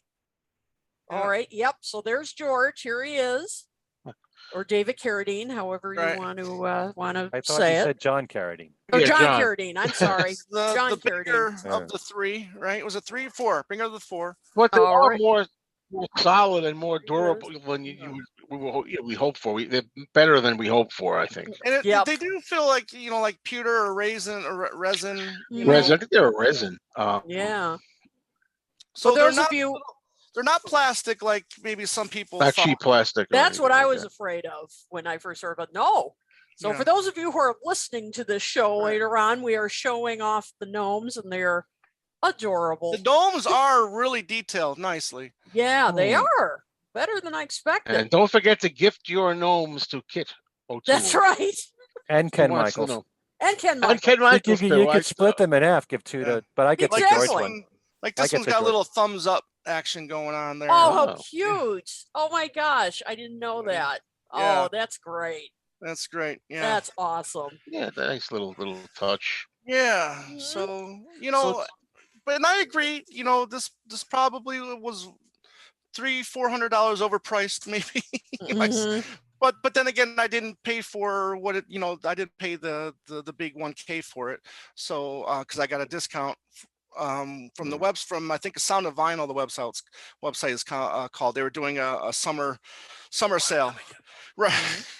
Well, the Summer wood sale, itself, the box so- itself, the wood is not chintzy. No, the wood is not chintzy. chintzy either. I mean, listen. You I mean, know. Danny showed a picture of him sitting on it.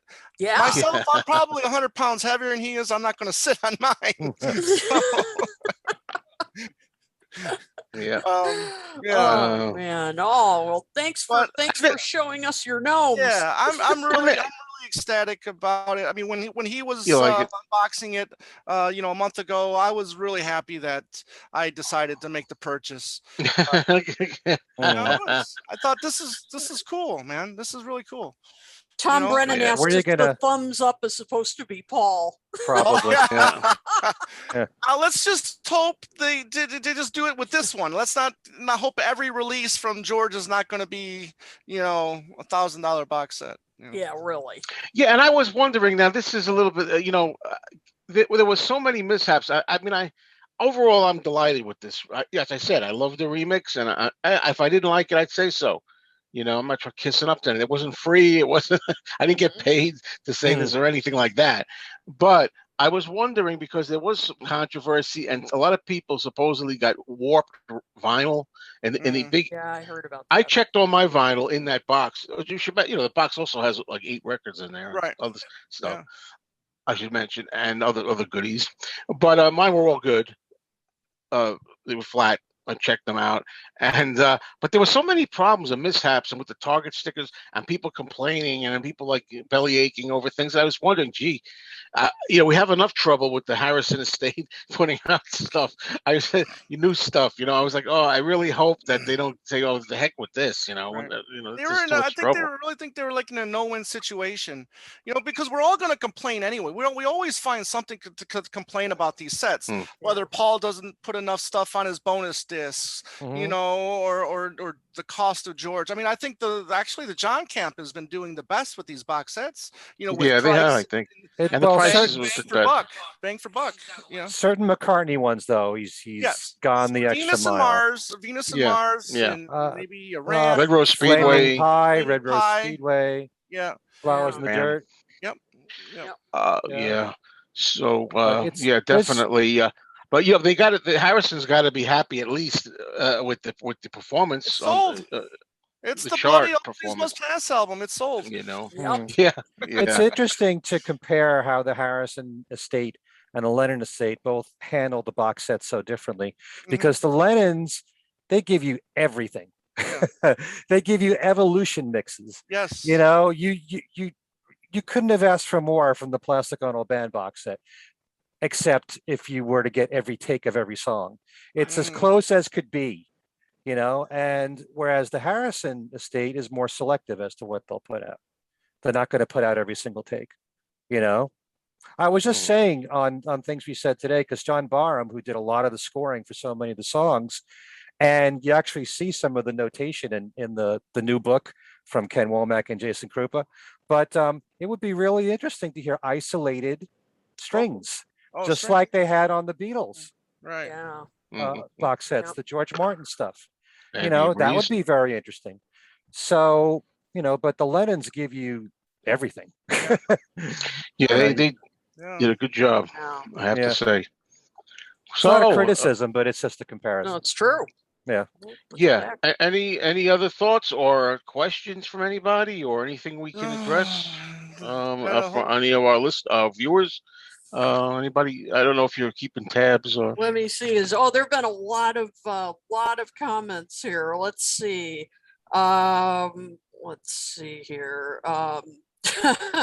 Farrell McNulty says $1,000 box set for extra texture. Yay. Well, can you imagine? No. Imagine Dark Horse. Imagine they do something like this for Dark Horse, all the different little figures they would have to do. Oh my God. The cover of Dark Horse. No kidding. Oh my gosh. What they could have done for Sgt. Pepper. Right. Exactly. Yep. Oh man. Yes, Jeremy Porterala says the pricing makes the Flaming Pie Uber box look cheap now. Yeah. Yeah, no kidding. Oh my gosh. Let's see here. I'm just scrolling. Ed Rising, and actually I wondered this too. Does the crate version of the book give any details of the band playing on each track? What does it offer? On each track. No. Okay. I was wondering that myself. We will never. I don't think we'll ever get that information Because they don't really know. Don't know.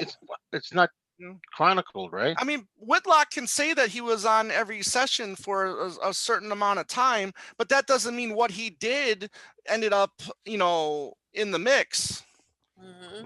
That's true. Yeah. True. I was asking. They could have turned what he did all the way down, and you wouldn't know that he was on it. That's true. I was asking Ken Womack and Jason Krupa about this, because there are certain things that are mentioned in the book where they said that Beware of Darkness, the lead guitar solo was Clapton, and one other song was supposed to be maybe Wah Wah. Yeah, Wah Wah. And I was questioning that, because there are times when when it's Clapton. But there are times when Clapton can sound like George, Yeah. you know, but you could have had several guitarists playing at the same time in the mix, they were saying. Right. So it's hard, you know, song by song. You could Yep. do what Ken and Jason did and let you know when each musician was there. Right. So you can do some detective work, but I don't think you'll ever have a definitive song by song. Yeah, Right. that's You know, unfortunate for a great yeah. album like this. You know. Yeah. Andy, Unfortunate.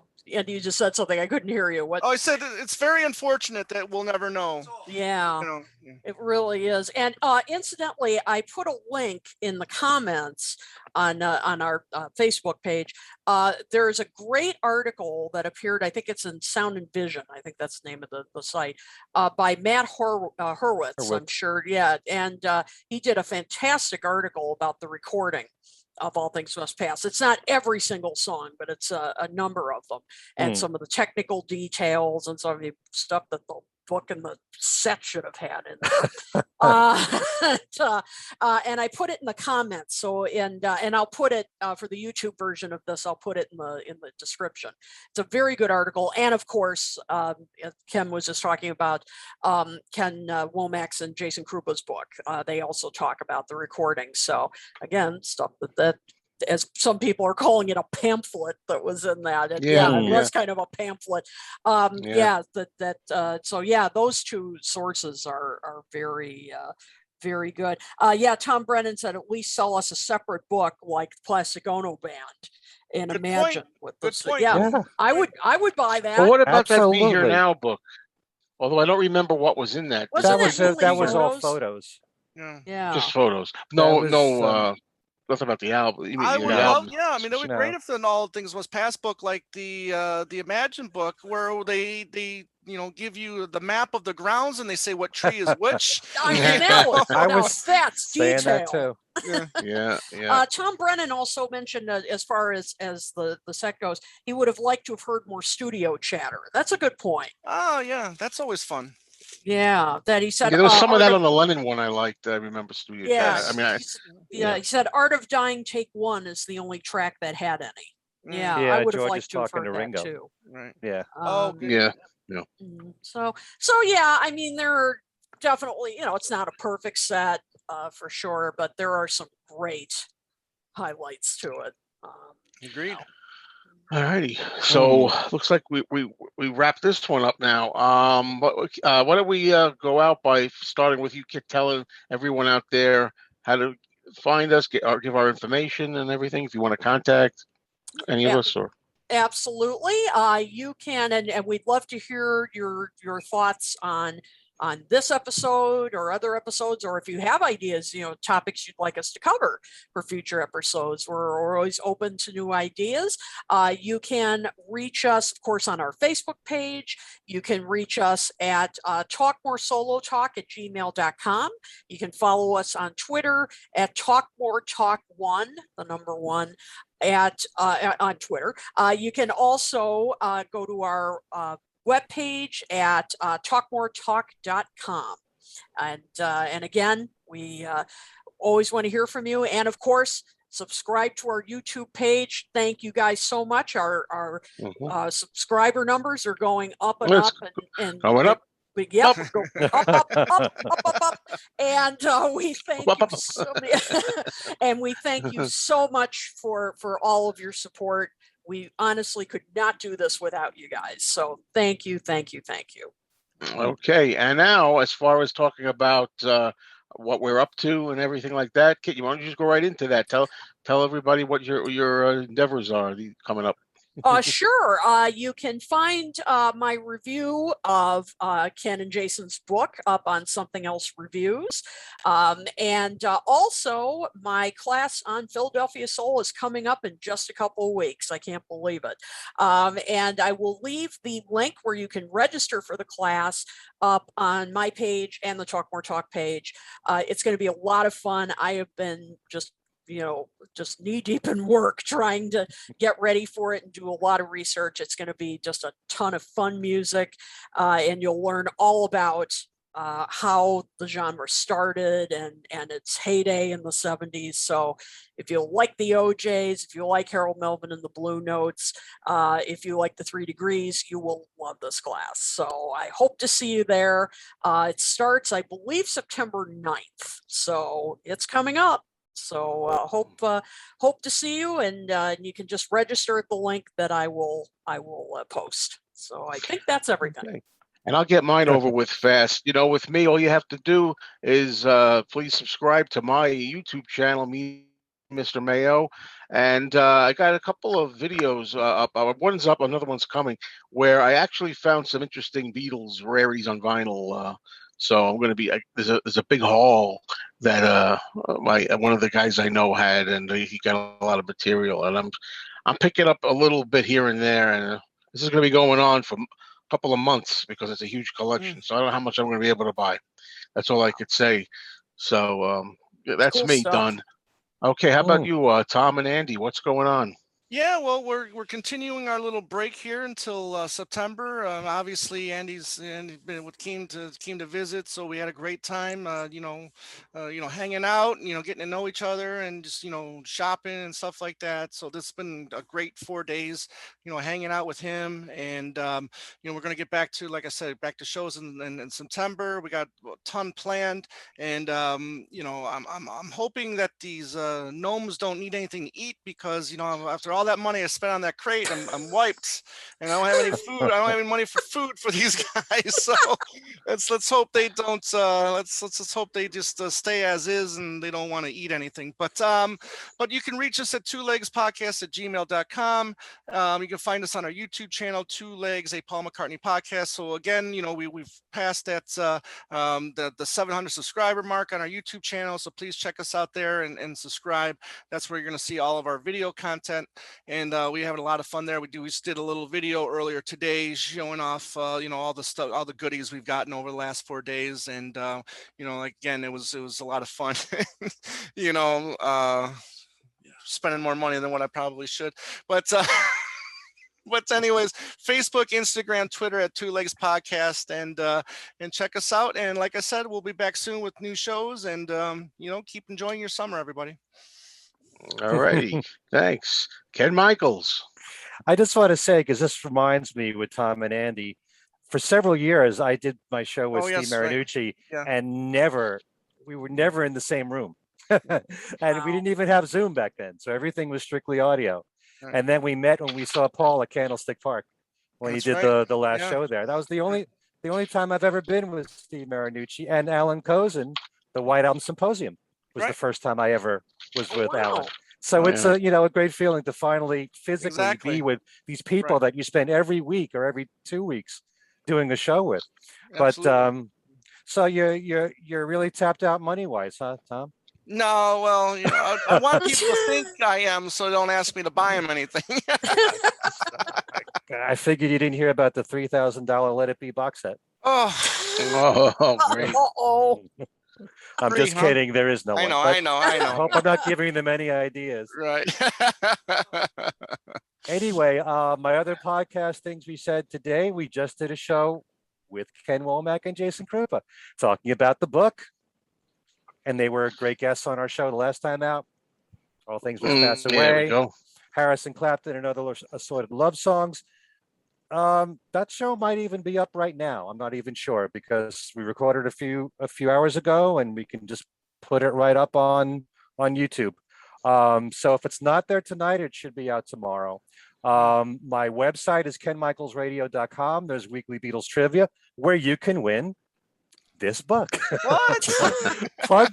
No way. Anyway, and for years I've been giving away Kit's book, and people always trying to win songs we were singing. So the trivia question that I have for this week is something that we gave the answer to in the show tonight. So if you go to kenmichaelsradio.com, click on the Beatles trivia and games page, it's something you should know even without even following the show tonight. But make sure you do that. I also have the Ken Michaels Radio YouTube page with lots of interviews. I've had a lot of problems uploading my videos, but I do have a few interviews that will be coming up very soon, including Owen Lynn, rock, freelance journalist, and we talked about Extra Texture, which he says is his second favorite Harrison album of all time, after All Things Must Pass.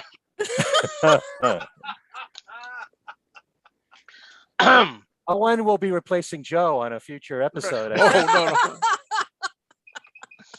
no. And look at the time. I also did a really nice interview with Kevin Harrington. Oh, great. Really sweet guy who Awesome. worked for NEMS and Yes. was for a while Brian Epstein's personal assistant. He Yeah. also helped out the Beatles during Magical Mystery Tour, looking up places for them to shoot and looking at the outtakes of the film of Magical Mystery Tour. And then he worked at Apple, and he was witness to sessions for the White Album and the Get Back Let It Be sessions and Abbey Road. Yep. Very sweet, genuine guy. Doesn't make Redhead on the himself out to roof. be, yes, he was Yep. the guy that held up the lyrics for Dig a Pony Yep. when the Yeah. Beatles were performing it on the Apple rooftop.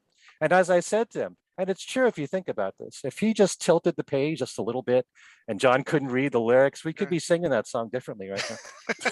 Yeah, right. It's a very important job he had there, holding up the lyrics. Yeah, I would have done it. Point. That would have been great. Sure. So that's coming up on my YouTube channel, Ken Michaels Radio. And please subscribe to that if you can. Some new interviews are coming your way. Great. I think All that's it. righty. All right. Well, I'm going to say now on behalf of Kid O'Toole, Tom Agnotti, Andy Nicholes, and Ken Michaels, if you didn't like the show, don't complain. I don't want to hear about it. I don't need no wah-wah. Okay? That's it, folks. Thanks for watching, everybody. Take care.